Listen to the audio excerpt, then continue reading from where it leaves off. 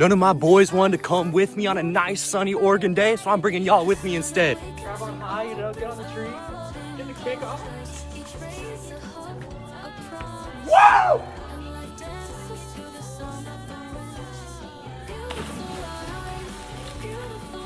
So cool.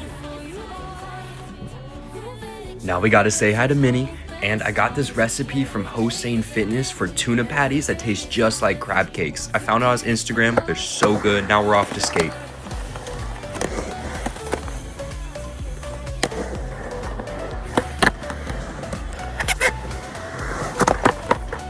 At this point, I was pretty proud of how I spent my day, so I decided to wrap it up, finish by going to the gym, and that's the end of today's adventure. Follow to see my next one.